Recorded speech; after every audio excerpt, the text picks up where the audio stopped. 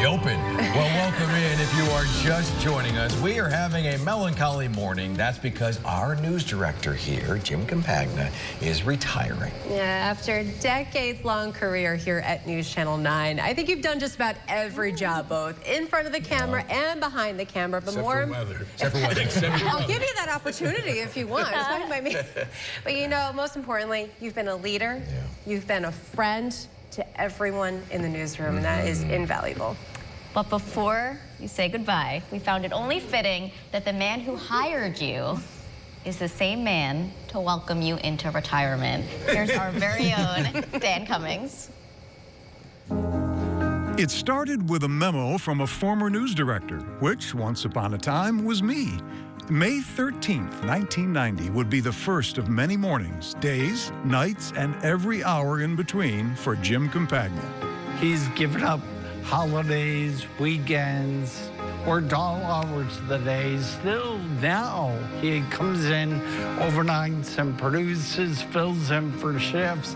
Our now news director began his career at News Channel 9 as a reporter. While these folks walking the picket line say their walkout will have a long-term impact on what happens inside Loretto, the longer this walkout, the greater the impact on consumers. Plus a producer.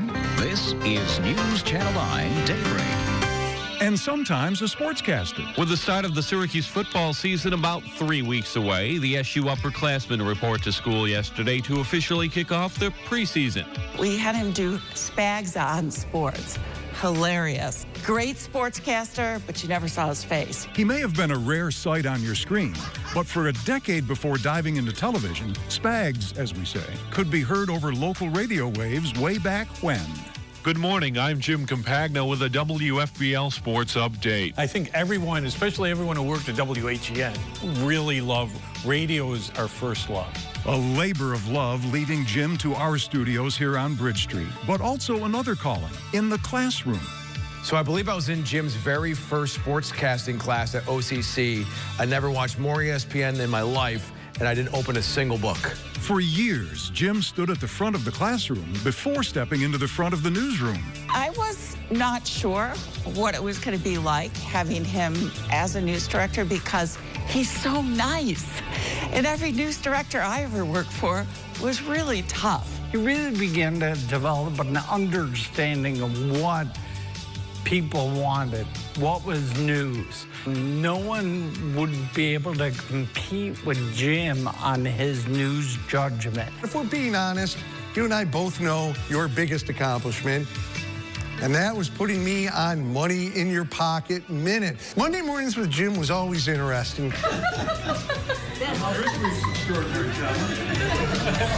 We worked a long time together in the control room.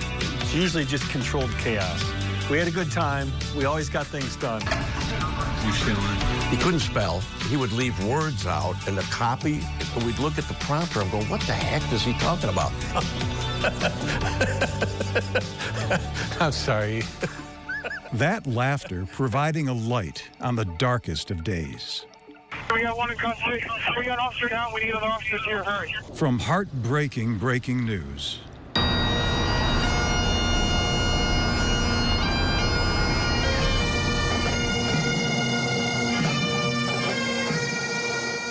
to persevering through a pandemic.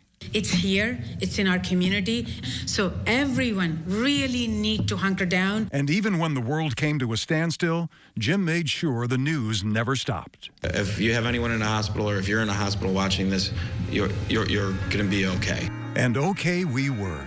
Even when most were mandated to stay home, crews under Campagna's direction brought coverage you could count on. I'm Storm Team meteorologist Jim Teskey. Very little snow in Syracuse today, but a different story here in Sandy Creek. Oh, Lord, please. I mean, the car was just rocking back and forth. To give you a sense of how strong the winds were, take a look at this piece of metal. No serious injuries, which is amazing when you see the damage here. But of course, there was never a better story than SU Sports.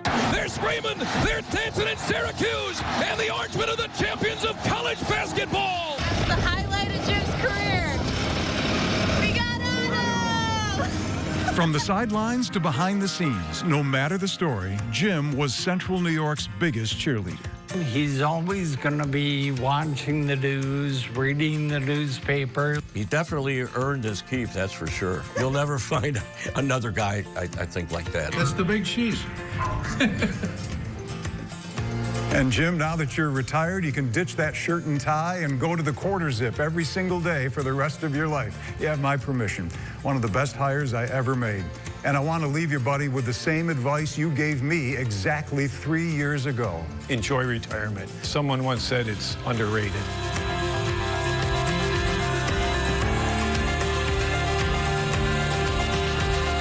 How about that? Yeah. Well, I may not have opened a single book at OCC when I had Jim as a teacher, but you definitely have left your mark on inspiring young journalists to become journalists. So that's why we have a very special message from the OCC president. We're excited. We know you taught here in the past at OCC, and we're excited to welcome you back to teach in your retirement. We know that in retirement, one of your new jobs will be being a grandfather to those grandkids. So we have something for you and those grandkids from Onondaga Community College. Congratulations again, and wishing you much success in your retirement. Thank you. Thank you. There you Can I go. tell you a funny story? Yeah. Yes. Okay, so I had lunch with Roger and Sue Tormey, Dan Cummings, and Mila, my granddaughter will be 2. Alyssa, we knew Alyssa was expecting, she's due in February. Jamie and Kelly, we didn't know at the time, or they didn't know at the time, we're expecting. So we're gonna have 3, but when we had lunch, they only knew about 2. So we're gonna we need some more. OCC baby gear.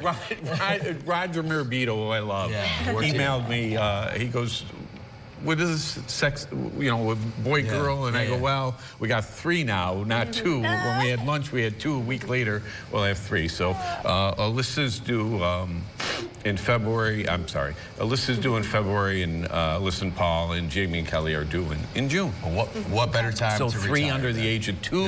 It better be June 7th. Well, it is the first week of June, yes. All right. Kate and I share the same birthday. One more message for you. Yes. You've gotten gifts, you've heard from your coworkers and your friends, but there's one more thing. Yeah, before we boot you out the door, you know you left your mark when America's most watched news anchor knows your name.